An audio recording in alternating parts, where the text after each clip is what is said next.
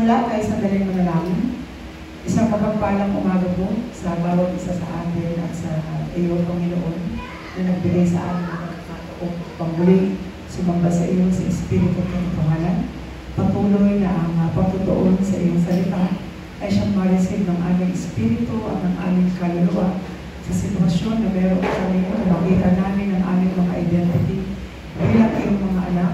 Patuloy na kami lamang ay magkaroon ng tinatawag na kalikasan at kalakasan sa pamamagitan ng biyaya ni Jesucristo na siyang naisip mo sa buhay ng bawat isa sa amin. Sa iyo po namin pinagkakatiwala ang lahat.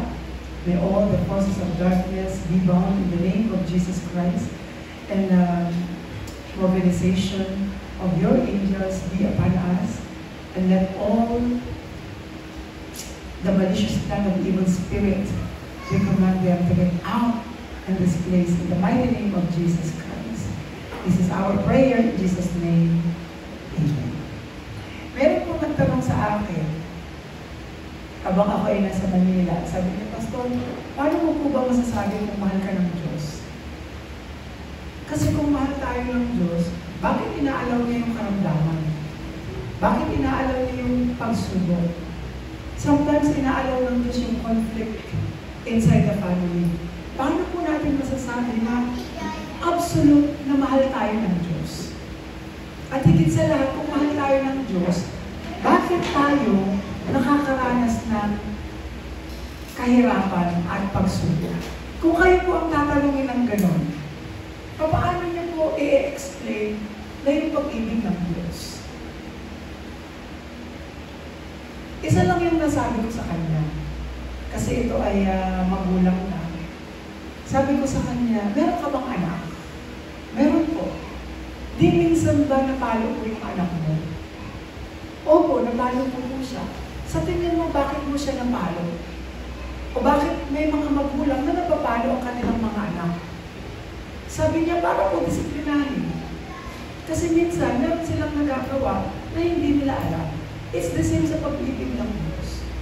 Ang pag-ibig ng Diyos, hindi lang siya lagi nag-uumpisa sa mabuti. Hindi lang siya lagi nag-uumpisa sa tinatawag natin maayos. Minsan, inaalaw tayo ng Diyos na maranasan natin yung mga bagay na nasa paligid natin na nagbibigay sa atin ng stress, na nagbibigay sa atin ng depression, na nagbibigay sa atin ng tinatawag na lackings, so that we can call on upon His name. Kasi kung hindi natin mararanasan ang mga bagay nito, kahit sabihin natin, ibigay natin yung very best natin, 100% of efforts to do the things for us to make our lives better, hindi natin masasabi na tawag tayo sa Diyos. Pero minsan, kung ang pamamaraan ng Diyos ay mahirapan tayo, magkaroon tayo ng karamdaman, para tayo ay umuwi sa pagtawag ng Diyos, this is much better kaysa tayo ay mamuhay nang akala natin wala tayong problema. The question is, when was the last time you call upon the name of God? Kailan tayo tumawag sa Diyos? Not only tawag, ha, Lord, Lord, but the genuine calling sa Diyos. Kailan tayo huling tumawag ng Panginoon? Hindi mo siya tinawag dahil masaya ka. Hindi mo siya dahil tinawag dahil malungkot ka. Tinawag mo siya dahil ina-acknowledge mo ang kanyang presensya. Kailan yun? Pastor, nung problemado na ako, nung hindi na ako nakabayad sa utang ko, Pastor, tumawag ako nung naghihingalan na ako sa ospital. Kung kailan man yan, I pray, I believe that that calling is a genuine calling to God. Kasi kung tayo man ay tatawag sa Diyos, the very reason lang why God allow us to call His name is for the purpose of salvation. Kahit tumawag tayo ng tumawag sa Diyos, kung hindi ito purpose ng salvation, walang sense ang pagtawag natin sa Diyos. Kasi ibinigay niya na yung pagmamahal niya sa atin. At yung pagmamahal na yun ang namamayani sa ating puso at isipan. Kaya parang minsan ang hirap mamuhay, we have family problem, we have personal problem, we have problems sa ating pamilya, sa ating trabaho, o sa mga bagay na meron tayo. But remember that God's love transcends Hindi lang tayo minahal ng Diyos dahil anak niya tayo. Pero dahil tayo ay naging anak ng Diyos, yung pagmamahal ng Diyos nandun din sa trabaho mo. Yung pagmamahal ng Diyos nandun din sa pamilya mo. Yung pag-ibig ng Diyos nagtra-transcend yan kahit nandun ka sa workplace mo, kahit nandun ka sa pinakadilema ng buhay mo, God's love is with you because that is His promise. Nung sinabi niyang, I will be with you, hindi ito nagre-reject ng kahit anong sitwasyon.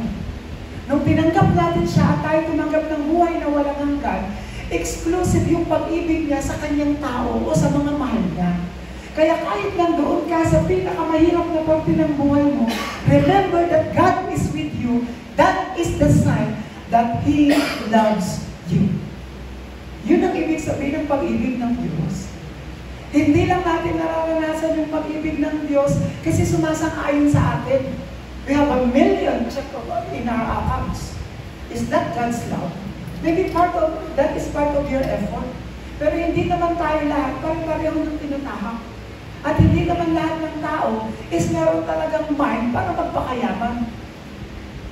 Yung ibang tao, content na lang.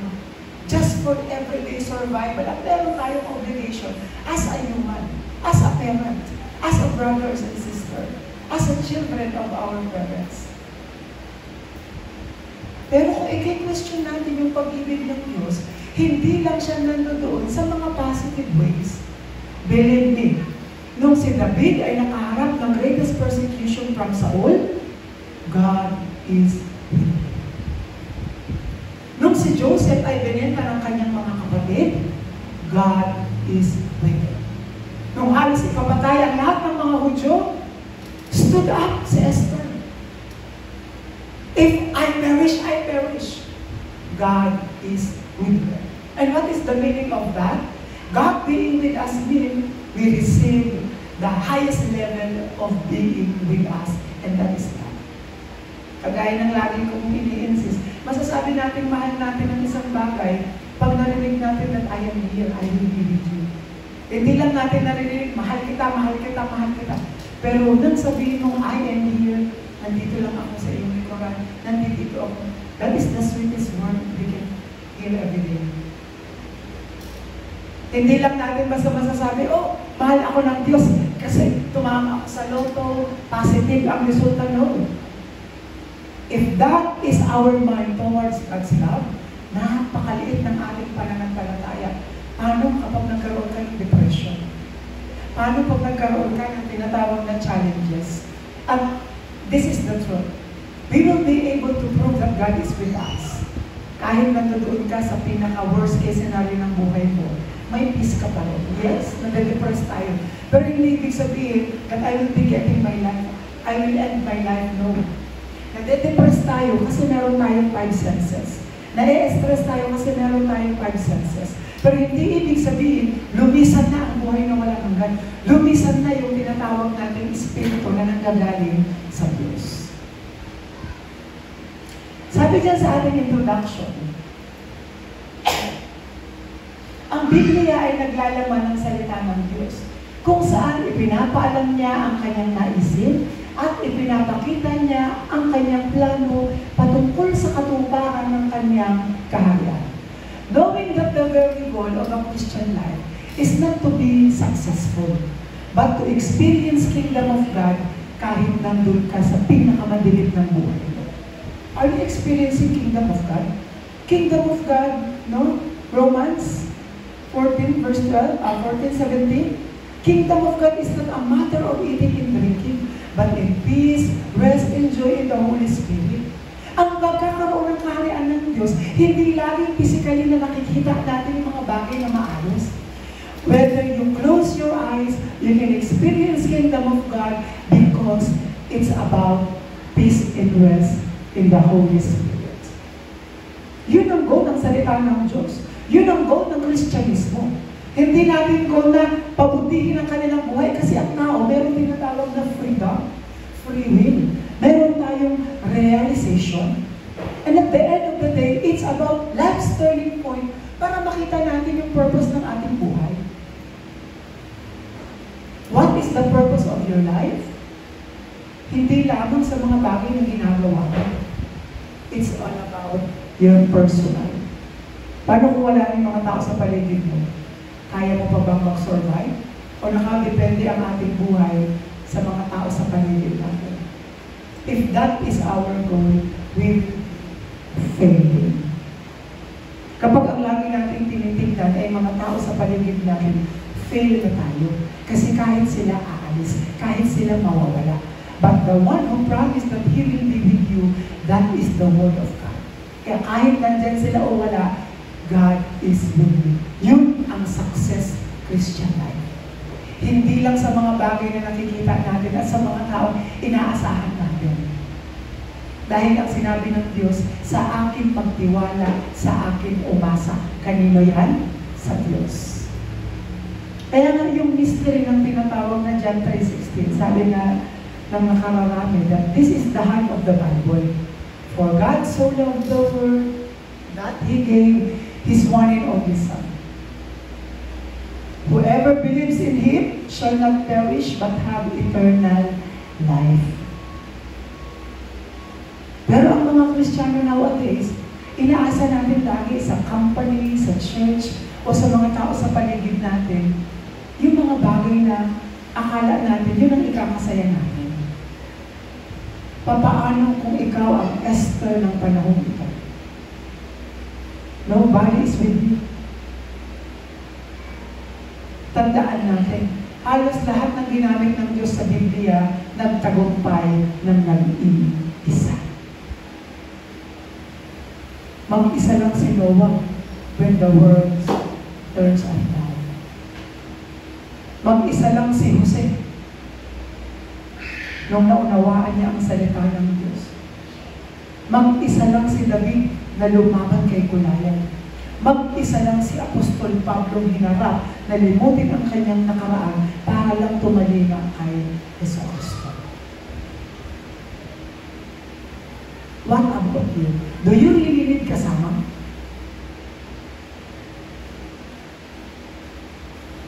Kailangan ba talaga natin ng kasama? Basically, we need it. But remember this. When you are alone, God is with you. Para hindi dumating sa point na sasabihin natin, Lord, akala ko ba mahal mo ko? Ba't nag-iisa ako ngayon? Nasaan na sila? You know what? Even Jesus said that. Lalo na nung time na siya ay napako sa cross at halos nagsialisa na ang mga naniwala sa kanya, bumalik sila sa kanilang mga sariling buhay. Kung hindi pa sila pinuntahan ni Jesus, hindi sila may encourage. But that encouragement is hindi lang basta discipleship training. It's about renewing your identity as a child of God. Remove being evangelists. Remove being disciples. Just remember that you are a child of God and that is everything.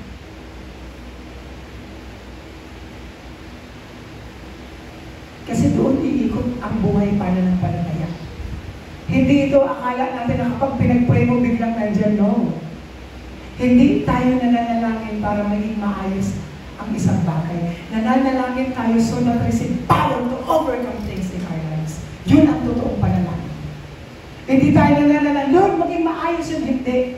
Ang panalangin natin, Lord, maging maayos yun o hindi, buo ako na magtitiwala sa iyo. That is prayer. The prayer that can receive power when the Holy Spirit comes on you. That is not a witness. You are a witness for them. And the very witness of a disciple is his relation to Jesus Christ at siya ay nakaangkla doon sa salita ng Diyos. Hindi sa mga bagay na kaya natin patunayan. With your talent, with God-given talent, you can do everything. But when you are alone, you still confess that Jesus is the Christ, you are true disciple. Kahit wala yung mga taong nilulok up mo. Kahit wala yung mga taong inaasahan mo. You know what? Ang daming denomination, sobrang clear. Asan sila kayo? Wala. Ginos ang tao eh. Pero kung totoong naunawa ng salita ng Diyos, we don't care about their situation. All we care is we are children of God. At ano man ang mangyari, hindi mawawala ang pag-ibig ng Diyos sa atin. Sabi diyan sa pagpapatuloy, Subalit maraming pagkakataon na hindi natin nabibigyan ng pansin ang mga bagay na patungkol sa kaharian ng Diyos. Bagkos sa mga bagay lamang na panlupa ang ating nagiging pagtutuon. What is the meaning of this? Pag sinabi natin kaharian ng Diyos, hindi ito tumutukoy sa katabi mo, hindi tumutukoy sa paligid mo, hindi ito tumutukoy sa iyong trabaho, hindi ito tumutukoy sa personal life na meron ka. Tumutukoy ito inside of your heart. Dahil ang kaharian ng Diyos, sinabi ni Jesus, wala roon o wala dito, kingdom of God is with you. Kapag personally nararanasan natin ang kaharian ng Diyos, ang mundo ay mag-aakyat, babae, ikot, nakataob, nakatihaya, pero ikaw steady ka pa rin. Why? Kasi ang kingdom of God, wala sa mundo, nasa sa akin. Kaya kahit anong challenges meron ako physically, I am firm standing with the kingdom of God because that is Jesus' promise. Ano ang kalaban niya? Ang hirap makapasok sa kamelyo. Mas madali pang makapasok ang kamelyo sa butas ng karayom kaysa sa taong mayaman sa kaharian ng Diyos. What is the true goal of our work? What is the true goal of our life? Is to find rest. At kahit saan tayo pumunta, is mabuild ang kaharian ng Diyos. Kaya sinabi ni Jesus, God's kingdom is not exclusive here. God's kingdom is not exclusive there, over there, or over there. Because the kingdom of God is in you. Ibig sabihin, ang kaharian ng Diyos, hindi ito napupuntahan, ngunit ito'y naipapalaganap. Pag sinabi mong naipapalaganap, hindi mo ito makukuha. Ito ay maibibigay mo as long as ito ay maitanim sa'yo. Yun ang kingdom of God. No? Pupunta ako dun sa piano. There is kingdom of God. Do you believe that you are the one who will give kingdom of God to that piano? Kahit gaano kaganda ang piano iyan, kung wala sa'yo ang talentong tumutog, useless. Pero kapag nasa sa'yo na, kahit anong klaseng piano ang pamuntahan mo, you can still able to touch them. Depektibo man yan o ayos, it doesn't matter. Ang importante, nasa sa'yo ang authority to play. That is kingdom of God.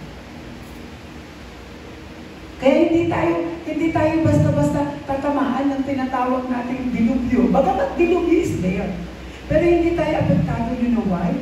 God will make a way. Ang Diyos ay gagawa ng paraan. Merong isang kwento, maybe it's laganap sa lahat ng Christian churches. Merong isang tao na tumalon siya sa dagat at nag-pray siya. Sabi niya, Lord, niligtas mo ko. Then suddenly, merong isang namamangka na lumapit sa kanya at sinabi niya, tara, tulungan na kita. Ang sabi niya, no, God will save me, Lord, tulungan mo ko.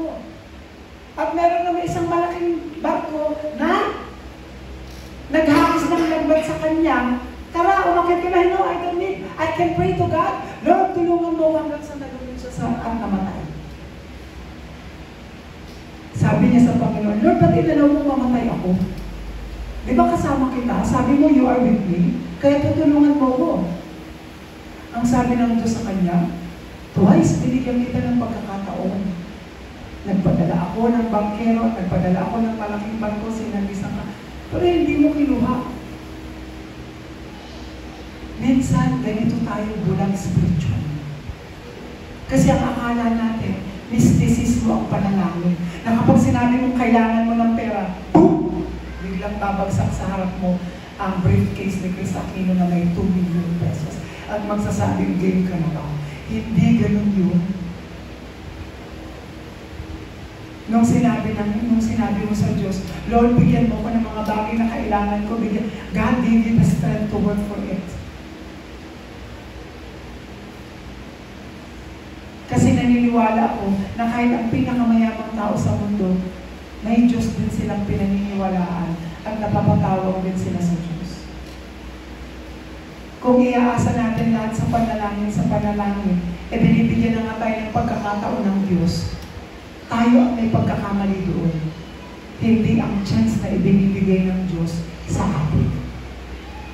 But then again, God gave us talent. Kung yung talent mo hindi para doon sa isang bagay, you must find the you that God made. You must find the talent that God created. You must find the talent and everything that is for you, that God made for you. Yun ang importante, is to discover ourselves inside of the gospel.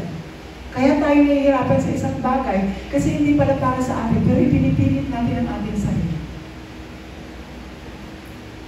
Kaya tayo nagkakaroon ng misconception and misunderstanding dahil yung isang tao successful siya doon, they are succeeded to that place. At ibiniwelcome mo din ang sarili mo kahit alam mo hindi para sa iyo ang bagay na yun. Doon natin dapat ma-discover ang ating sarili. The talent God has given us. Kaya sa ating point, ano ang ibig sabihin? Ano ba ang layunin ng pag-ibig ng Diyos? Ano nga ba ang layunin ng pag-ibig ng Diyos? Theologically, biblically, tatlong bagay lang ito. Unang bagay is, pagbibigay ng kanyang anak. Ano ang layunin ng pag-ibig ng Diyos? For God so loved the world. Kuya, pwede natin basahin sa Tagalog, yung John 3:16 sa Tagalog. Sige, basahin natin siya. Sapagkat gayon na lamang ang pag-ibig ng Diyos sa sanlibutan. Sa mga theologian, meron lang tatlong reason kung bakit ibinigay ng Diyos o bakit nagbigay ang Diyos. Ang purpose ng pag-ibig ng Diyos, una, pagbibigay. Para maranasan natin ang pag-ibig ng Diyos, maranasan natin ang kanyang ibigay. Ano ang reason kung bakit tayo inibig ng Diyos? At sa pag-ibig ng Diyos, meron siyang tatlong ginawa. Una, nagbigay. Pangalawa, nagbigay ng purpose na sumampalataya tayo. Kanino tayo sumampalataya? Sa kanyang ibinigay. Bakit siya nagbigay? Mahal. Dahil mahal tayo ng Diyos, meron siyang ibinigay sa atin na dapat natin sampalatan. At kapag tayo sumampalataya, saan? Sa kanyang ibinigay, tayo ay magkakaroon ng buhay na walang hanggan. Basic. Very simple lang. Kapag kung tayo ay mayroong buhay na walang hanggan, tayo ay nagkaroon ng buhay na walang hanggan sa pansampalataya sa kanyang ibinigay. Yun ang pag-ibig sa atin ng Diyos. Ang pag-ibig sa akin ng Diyos, ibinigay niya sa akin si Jesus na aking sinampalatayan at aking buhay na walang hanggan. Kaya na-experience ko ang buhay na walang hanggan dahil pinaniwalaan ko ang ibinigay ng Diyos sa kanyang kaisa-isang anak at ako ay may pag-ibig ng Diyos. How can we experience God's love? Is to feel ang kanyang ibinigay. Kilalanin ang kanyang ibinigay. Hindi naman basta ibinibigay lang sa atin, tanggap lang tayo ng tanggap. Kaya nga si Jesus mismo ay nagpakilala sa kanyang sarili. No? Bakit ibinigay ng Diyos si Jesus? Because we need it. Again, sa point number 1, sabi diyan, pagbibigay ng kanyang anak. Bakit ibinigay niya ang kanyang anak? For the purpose of salvation o yung buhay na walang hanggan, we cannot. By our own method, by our own strength, we cannot be saved. Dahil ang lahat ng tao ay nagkasala, walang sino man nakaabot sa kaluwalhatian ng Diyos. Roma 3:23. At sa aklat ng mga Roma 3:10, sabi diyan, ayon sa nasusulat, walang matuwid, wala kahit isa. Kung ako ay makasalanan at hindi matuwid, hindi ko mararanasan ang buhay na walang hanggan. Kaya ibinigay ng Diyos ang kanyang kaisa-isang anak. Yun lang. Huwag na natin pahabain ito. Huwag natin sabihin, binigay ng Diyos para tayo ay debt-free. Hindi. Nandyan si Jesus o wala. Kung may utang ka, may utang ka.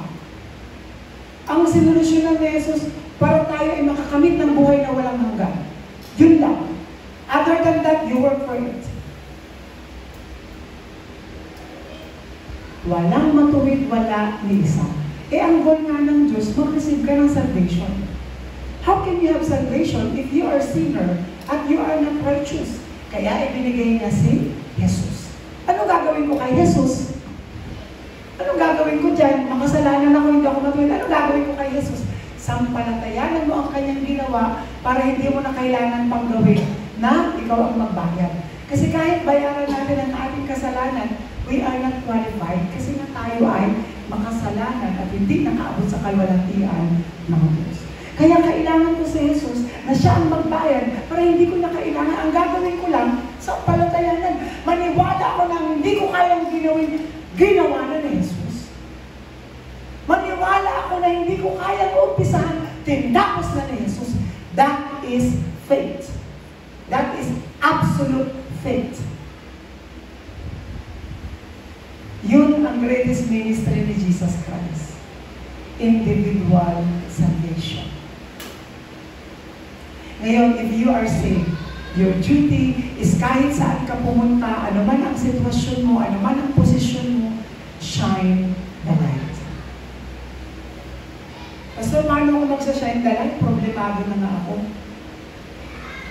There is no requirements in shining the light.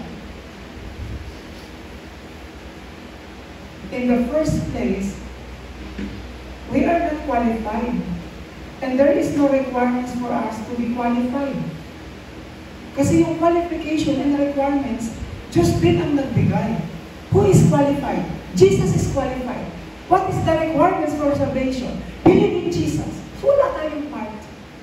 Kasi kahit yung paniniwala natin kay Jesus, hindi din galing sa atin yun. Galing iyon sa salita ni Jesus na nagpapaniwala sa atin. Kaya ang salvation is biyaya. Walang galing sa iyo. Kasi kung lahat ng bagay, papalitan natin ng effort at kakayanan, magsasawa ka. Ipagkakagalo natin si Jesus kapag kagano'n ang nangyari. Pangalawang bagay, ano ang layunin ng pag-ibig ng Diyos? Simple lang. Para ating paniwalaan o sampalatayanan. Ang pag-ibig ng Diyos ay nagre-require ng ating pagsunod, ating pag-oo, ating pagsang-ayon kanino? Kay Jesus. Ano ang dapat nating paniwalaan at sampalatayanan? Sa sinabi ni Jesus sa John 14:6, ako ang daan, ang katotohanan at ang buhay. Walang sino mang makaparoroon at makapupunta sa Ama, kundi sa pamamagitan ko. Yun lang. Yun lang ang tanging layunin ni Jesus na paniwalaan natin. Huwag tayong maniniwala na pag naniwala ka kay Jesus, yung utang mo sa bangko mababayaran. Hindi yan. Hindi. Ito lang ang dapat nating paniwalaan kay Jesus. Siya ang daan, katotohanan, at ang buhay. At ang goal na makapunta sa langit is impossible without Him. Always remember that.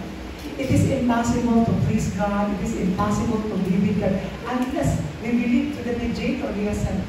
And that is Jesus Christ. Ganun din sa ating buhay. Hindi na natin kailangan para sundin ka, dapat okay yung pag-aaral mo, dapat nakapagtapos ka, dapat okay ka sa mga magulang mo, hindi ka suwain, dapat okay ang pamilya mo. Sino nagsabi niya? Kahit si Jesus hindi sinabi yun. Ang sinabi niya lang, maniwala ka sa akin na ako ang daan, katotohanan at ang buhay, you will be receiving eternal life and you will be experiencing heaven. God is with you. Kasi nga, hindi natin pwede na makita ang lahat ng bagay sa sarili nating pananaw. At kapag pananaw natin ang masusunod, hindi din ito qualified sa pananaw ng Diyos. Kasi ang pananaw natin ay pananaw ng makasalanan. Pananaw na hindi nakaabot sa kalwalhatian ng Diyos. Ang pananaw ng hindi matuwid. Kaya ang lagi natin iniinsi sa tao, maging matuwid ka, maging matuwid ka, maging matuwid ka. Wala nga. Ang totoong katwiran lang natin ay si Jesus. Ang totoong katwiran natin ay ang Diyos. Kaya nga tayo, kahit tayo ay makasalanan, tayo ay inaring matuwid dahil kay Jesus. And that is everything. Kaya ngayon, our life, the way we live, and the lifestyle that we have on earth, it's up to you. Dahil una sa lahat, ikaw ang tatanggap ng mga bagay na yan. Tayo ang gagawa ng paraan. But the strength will become from God. Kahit sa pagtulog at pag-isip mo, ang Diyos ang nagbibigay ng buhay. Kasi kung gusto natin ng checkmate, matin up, ang dali, i-end up life natin. O ngayon, yung mga taong nagpapakamatay, did God commanded them to end their lives? No. The religion forces them to be good. Eh, hindi nila kaya. Kaya in-end nila ang kanilang buhay. I don't know if I'm not mistaken. Correct me if I'm wrong. I have seen on Facebook na merong isang, it is graduating student. Hindi ko alam kung ano to sa Facebook wall ninyo. Nakapag-pictorial na siya. Nakapag-pictorial na siya. Okay na, graduation na. Ang ginawa ng isang professor, sinabi, bakit gagraduate ito? Eh, bagsak sa akin. I don't know if I'm wrong. Parang ito yung kwento. Ang ginawa ng isang professor, pinaalis itong estudyante ito, nag-graduate na dahil bagsak. Ang ginawa ng estudyante ay nagpakamatay. Whose standard is that? Is that God's standard? Did it show love? No. That is the standard of professor who end the life of that kid. Minsan ganun ang relihiyon, ganun tayo. Hindi natin nakikita ang biyaya ng Diyos kasi ang nakikita natin, this is my standard, you follow my standard, I am the authority. Kaya we are not aware na namamatay na yung mga tao sa paligid natin because of that physical standard. Pero kung ang Diyos ang tatanungin, yun kaya ang sasabihin ng Diyos? Hindi. God will never do that.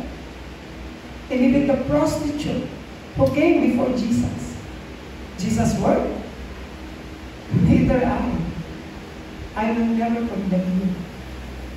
Kaya let's check ourselves. Baka tayo ang totoo kung condemn, hindi ang Diyos.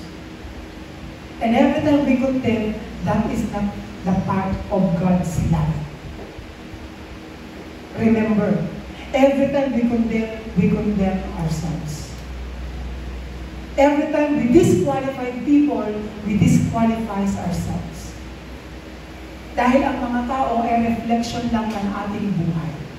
How the way you treat them, ganun ka din tinitrato ng sarili. Kaya nga, the greatest forgiveness belongs to you, hindi sa mga tao sa paligid mo.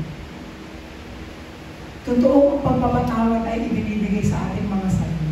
Abusing ourselves, expecting from ourselves. Kasi ang Diyos hindi nga nag-expect eh. What is the reason? What is the evidence that God did not expecting from us? Siya mismo ang nagbigay. Hindi siya naghanap sa atin. Tandaan natin, from then and now, hindi ka pinag-ahanapan ng Diyos. Baka pastor mo lang ang naghahanap sa iyo, missionary mo lang ang naghahanap sa iyo, sarili mo lang ang nag-e-expect sa iyo. But God is not expecting from you. Kaya siya lang nagbigay ng lahat ng authority. Siya ang nagbigay. Kaya tayo ay receiver lang. Ano ang pinakaganti natin na nag-receive? Be in rest and peace. Ang mali, tumanggap naman tayo. Na-estras pa rin tayo. Ano gusto mo? Ginawa ko na lahat, sabi ni Jesus. Napako na ako, bakit na ako sa langit? Ano ba bang gusto mo? Kulang pa ba? That is our problem. Yan ang problema na overthink sa relihiyon. Akala nila, alam na nila lahat ng salita ng Diyos. Kaya nagiging Diyos na din. That is wrong. Even up to this day, God is not expecting from you. Remember, na kahit hanggang ngayon, patuloy pa rin kumikilos si Kristo Jesus. Kaya huwag kang ma-stress. It's fine. No? Kasi una sa lahat, Wala naman ang goal sa physical. Ang goal ng Christian life, wala sa physical. Kaya kahit hindi ka pumasa ngayon, hindi in-expect ng Diyos yan. The first and only and last qualification of God is His kingdom. Kingdom of God. Kaya dapat lang natin paniniwalaan yung mga bagay na belong to Jesus. Number 3 is, ano ang layunin ng pag-ibig ng Diyos? Simple lang. Para magkaroon ng buhay na walang hanggan. Ito lang ay Christian life, ha? Baka naman dalhin nyo ito sa trabaho nyo. Kailangan maging magaling akong supervisor. Kailangan magaling akong teacher. Kailangan magaling akong trainee. Kailangan magaling akong ahente. Para makita nila na ang Diyos ay sumasa akin. Hello? Hindi ganun yun. Ang layunin ng pag-ibig ng Diyos sa pagbibigay kay Jesus, sumampalataya tayo para tayo magkaroon ng buhay na walang hanggan. Ang buhay na walang hanggan, hindi ito nagka-qualify kapag marami ang benta mo sa araw na ito. Pag marami kang na-assist na tao, hindi. Ang layunin ng pag-ibig ng Diyos para magkaroon tayo ng buhay na walang hanggan sa pagsampalataya sa Kanya. Hindi tayo nagkakaroon ng buhay na walang hanggan dahil nag-exam tayo, naging top 1 ako. Kahit nasa top 100 ka, it doesn't matter. O kahit hindi ka man pumasa, it doesn't matter. Hindi nangangahulog ang anak ka ng Diyos, dapat pasado ka sa lahat ng bagay. Baliktad. Mas nasasabi natin na anak tayo ng Diyos because God is still accepting us kahit nandun tayo sa pinakamaruming part ng buhay natin. Yun ang Diyos. Pero ang tao hindi. I-accept ka because of your physical qualification. I-accept ka dahil pakikinabangan ka nila. Pag hindi ka naman pakinabangan, then go out. That is the reality. Pero ang Diyos hindi. Whether the world abandon you, hindi ka aabandonahin ang pag-ibig ni Kristo. Ganyan tayo pinalalakas ng salita ng Diyos. Kasi ang salita ng pag-ibig ng Diyos, hindi siya nagre-require lang sa isang ugali ng tao. Tandaan mo, hindi lang iisa ang blood type ng tao. Pero sa lahat ng blood type ng tao na yan, nandyan ang kaligtasan.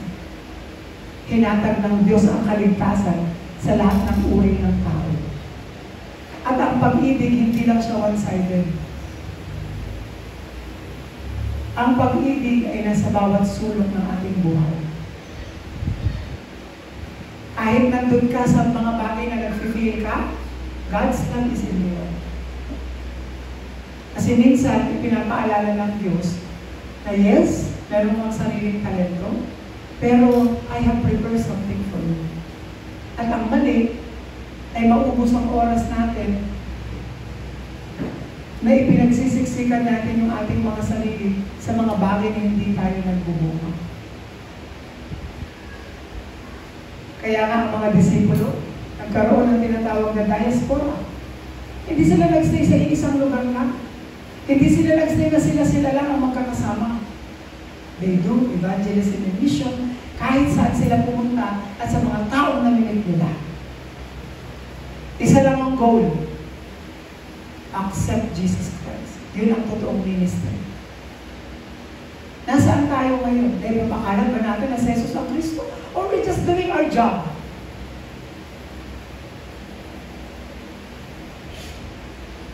The greatest battle is not inside the church.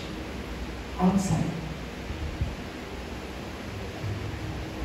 Yun yung challenge sa atin. Kasi sa church, nandito na yung mga trainings natin. Puspos na tayo ng training. Ang tanong, kapag saan tayo pumupunta, yung training ba na ito ay na-i-apply natin? That is the greatest question. At doon din natin makikilala ang ating sarili. I am not a pastor because tumatayo ako sa harapan. Whether we like it or not, kahit saan ka pumunta, as long as you preach the word of God, you are a child of God. You don't need to become a pastor. You don't need to become an evangelist. All you need is to enjoy your identity as a children of God. And that is building kingdom of God. Tandaan natin mo. You don't need someone to validate you. O ito, masasabi kong good pastor kasi marami siyang field. No! Kahit si Jesus, hindi yan ang sasabihin niya. Ang sasabihin na, do you enjoy me? Kahit mag-isa ka na lang. Do you still enjoy and believe to my promise that I will be with you until the ends of the earth? Marami tayong mamimit. Marami pa tayong makakasalamuha. At kung paano natin na-enjoy si Kristo, yun ang pinaka-importante. Kaya nga, di ba? Ano yung greatest promise ni Christ? Hindi niya sinabi na iiwanan kita. Sabi niya, I will be with you. And that is exclusive doon sa tumanggap. Sa bawat isang tumanggap at naniwala kay Jesus, yun ang dakilang pangako niya. Kaya kung yun ang panghahawakan natin, kahit saan tayo pumunta, sino man ang makasalamuhan natin, yun ang number 1 qualification. Witness ang tawag doon. No? Kasi, kapag physical references ang lagi nating pagbabasihan, ang daling dayain. Napakadaling dayain. And I know na na-experience na natin yun. Naranasan na natin na pumunta kung saan-saan to do evangelism and mission. Naranasan na natin magpakain ng napakaraming mga bata. Every week pupunta tayo dun sa isang lugar para gumawa ng evangelism and mission. Every Sunday nakaranas na tayo ng mapupuno ang church. Every Sunday nakaranas na tayo ng may tugtugan. Pero ang hindi natin totoo pang naranasan is mapatunayan yung harian ng Diyos kahit mag-isa ka na lang. At yun ang totoong pag-ibig ng Diyos. Nararanasan ito kapag wala na ang mundo sa tabi mo. Kaya nga ang pangako ni Jesus, hanggang sa katapusan ng mundo, nandiyan ako. Ang ibig niyang sabihin, dahil yung mundong inaakala mo sa'yo, mawawala pagdating ng panahon. Your family, your loved ones, your friends, lahat sila mawawala. Pero sinabi ni Jesus, hanggang sa dulo ng daigdig, kasama mo ako. That is the absolute promise of God. Kaya hindi tayo natatakot. Hindi tayo nawawalan ng pag-asa. Because that someone who promised to be with us is God. Hindi lang yung mga tao sa paligid natin. Sabi nga nila, people come and go. And you cannot please them. You cannot beg for them to stay unless you sustain them. Kaya nga ang tao may kanya-kanyang sariling lakas para i-sustain ang kanyang sarili. Para hindi umasa sa iba. Kasi ang pinakamahirap, we are always, tithing the people, hindi natin na ibigay. Yung mga bagay na kahit sila pala kaya lang nila. Sino ang magigilty doon? Hindi sila tayo. Kasi ang goal natin is allow people to discover themselves. Ang trabaho lang natin ay ipakilala ang mabuting balita. At sila na ang bahala. Kaya lagi natin ini-insist, as long as absolute ang salita ng Diyos, yung mga nakikinig, nananalangin yan. May sariling desisyon yan. Ngayon, hindi ko hawak ang desisyon ng tao. Pero ang pagkakataon na meron ako, ay isiwalat ng mga mabuting balita para kahit saan sila pumunta, mabuting balita ang pinangawakan nila. Hindi ang denomination. Hindi ang sekta. Hindi ang religion. Kaya I believe, saan man sila naroon, they will preach the gospel. They will proclaim that Jesus is the Christ. And that is, and what is that? Glory to me? No. Glory to God. I didn't need acknowledgement. No? Salamat po sa amin pa. So that's enough. Pangit niya, nagtithank you ka pa sa akin, tapos mali pala ang pinapangaral mo. No need. If you truly want to thank someone, give glory to God. Ano yung give glory to God? Preach the genuine and absolute gospel.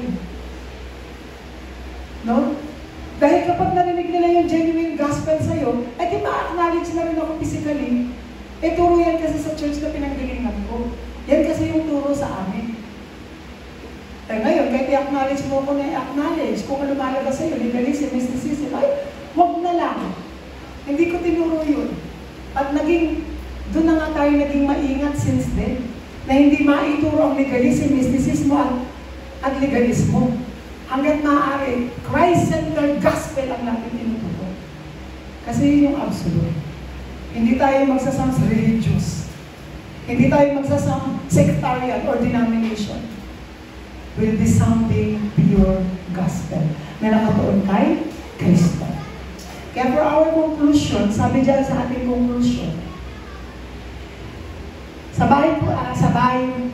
basahin po natin yung sabay-sabay. Ready, go! Sa lahat ng aspeto ng ating buhay, naroon ang pag-ibig ng Diyos. Personal, pamilya, trabaho, at maging sa lahat ng dako. Tandaan natin yan. Akala kasi natin hindi na tayo mahal ng Diyos. Kahit nandun ka sa problematic aspect of your life, nandun ang pag-ibig ng Diyos. Nandun ang pag-ibig ng Diyos. Kaya huwag tayong mag-alala. This battle is only for this world. But the true battle that we are facing is a spiritual battle against our identity. Against God. Yun ang spiritual battle. Yun ang kinakalaban ng ating sarili. Na ayaw niyang paniwalaan na anak ka ng Diyos. No! Believe it or not, you are a child of God. Believe it or not, God is with you. No? Yun ang totoo. I pray. This week, na-enjoy na natin ang biyaya ng Diyos. And this week, remember this. The greatest goal of God's love is for you to feel that God is with you even no one is around. It seems na wala kang kasama, wala kang kausap, wala kang karamay. Believe me, God is with you. Sabi mo na lang salamat po aming Ama, binigay mo po sa amin ang mensahe na magbibigay sa amin na tinatawag na kasiguraduhan na ikaw ay kasama namin, Panginoon. Sa anumang hatol, Panginoon, ang aming physical na buhay, sa aming trabaho, ano man ang aming ginagawa, ano man ang layunin, ang purpose ng aming ginagawa, maipahayag si Jesus sa mga taong nakakasalamuhan namin. Ang goal namin ay iligtas ang tao. Ang goal namin, Panginoon, ipakilala si Kristo. And that is everything more than that, Panginoon. I-bless mo po. Palakasin ang aming spiritual na buhay, spiritual na pangangatawan, Panginoon, at ang aming pagtutuon, tanging kay Kristo Jesus lamang. Sa iyo po natin ay kakatiwala ang lahat. Kung aming panalangin sa pangalan ni Jesus, tayo magsabi na, Amen. Palakpakan po natin ang Panginoon.